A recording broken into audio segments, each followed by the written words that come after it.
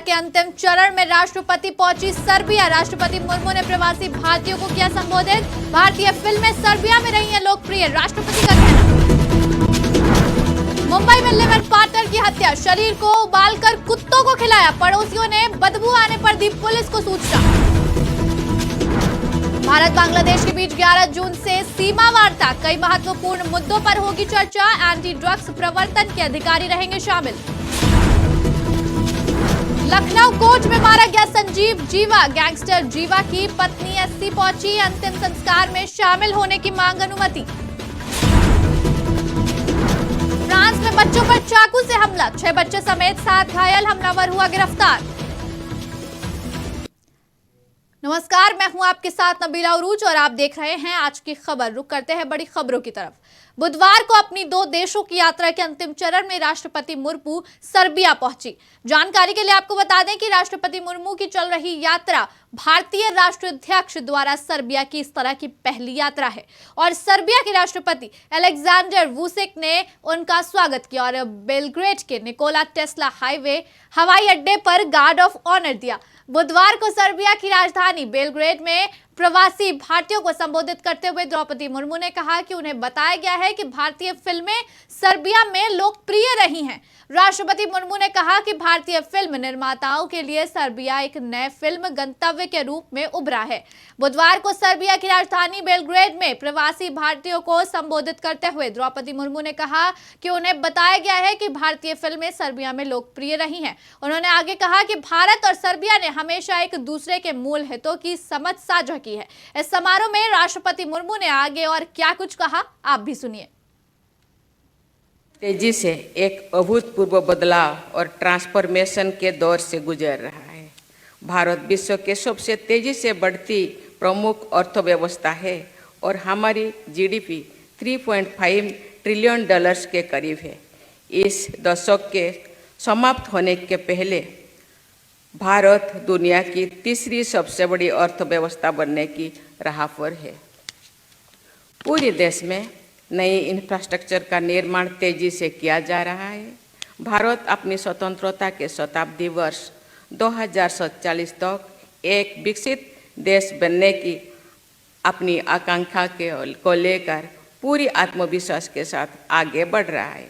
हम बड़े पैमाने पर development, infrastructure, digital, green energy और सामाजिक परिवर्तन के दौर से गुजर रहे हैं। इस परिवर्तन का एक सुखद पहलू जो मेरे दिल के बहुत करीब है वो है महिला सशक्तिकरण। भारत के महिला पुरुष अनुपात में अब महिलाएं आगे हैं। मैं ये भी बताना चाहूँगी कि इस वर्ष की प्रतिष्ठित सिविल सर्विस परीक्षा में जिसमें लाखों विद्यार्थी शामिल हुए थे, पहले 4 रैंक लड़कियां ने हासिल किए हैं। आपका भारत, हमारा भारत निरंतर बदल रहा है। दिल्ली के श्रद्धा मर्डर केस को देश भूला नहीं है। कुछ वैसी ही हैवानियत अब मुंबई में भी हुई।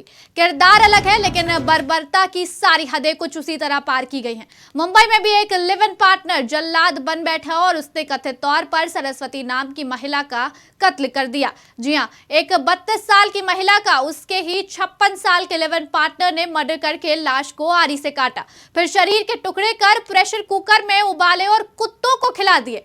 जानकारी के मुताबिक महिला का नाम सरस्वती विद्या बताया जा रहा है। 3 से 4 दिन पहले इस हत्याकांड को अंजाम दिया गया है और आरोपी मनोज साहनी मीरा रोड के गीता आकाशदीप सोसाइटी की 7वीं मंजिल पर अपनी live in partner Saraswati Vidya के साथ काफी समय से साथ रह रहा था। पुलिस को इस हत्या की जानकारी उस वक्त हुई जब पड़ोसियों ने घर से बदबू आने की शिकायत की। घटनास्थल पर पहुंची पुलिस ने घर खोला तो वो भी दंग रह गए। सोसाइटी के रहवासियों ने पुलिस को बताया कि आरोपी को पिछले 2-3 दिनों में कुत्तों को कुछ खिलाते देखा गया। मामले में मुंबई पुलिस के अधिकारी ने बताया कि जांच में यह बात सामने आई है कि मनोज और सरस्वती यहां लिव इन में रहते थे।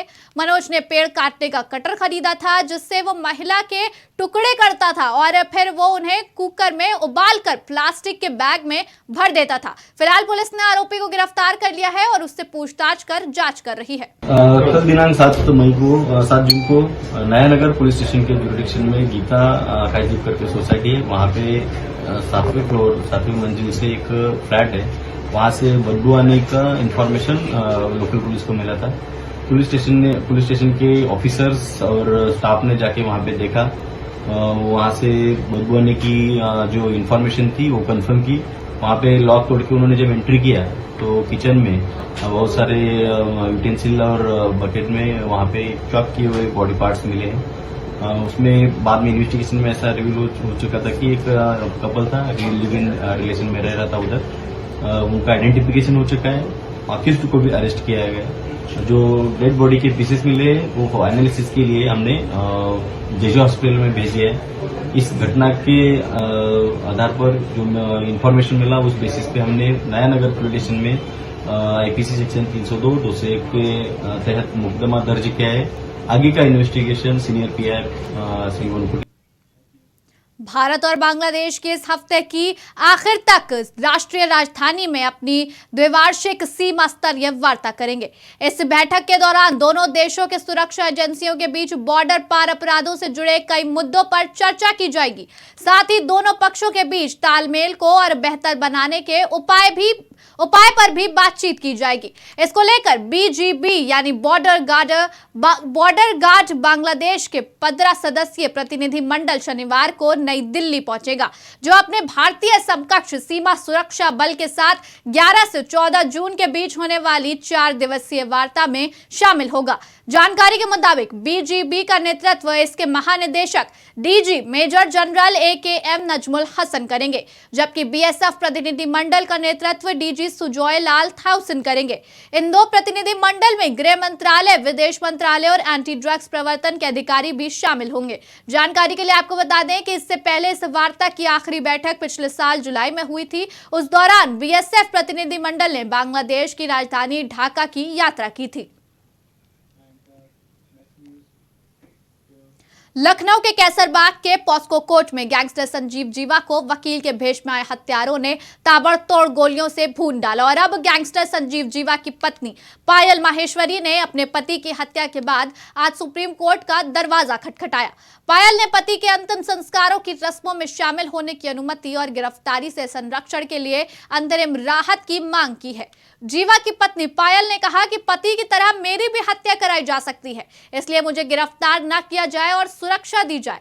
पायल ने गिरफ्तारी से राहत की भी मांग की है। वहीं उत्तर प्रदेश सरकार ने मामले में सुप्रीम कोर्ट को बताया कि अगर जीवा की पत्नी अंतिम संस्कार में शामिल होती है तो उसे कोई आपत्ति नहीं है। जानकारी के लिए आपको बता दें कि यूपी के लखनऊ कोर्ट में बीते दिन हमलावर ने गैंगस्टर जीवा पर 6 गोली बरसाकर उसकी हत्या कर दी। हालांकि एक आरोपी को वकीलों ने घटनास्थल पर ही पकड़कर पुलिस को सौंप दिया। वहीं दूसरा आरोपी भीड़ का फायदा उठाकर भाग गया। वहां मौजूद अन्य लोगों के अनुसार हमलावर ने वकील की पोशाक पहन रखी थी और उसने 6 गोलियां चलाई।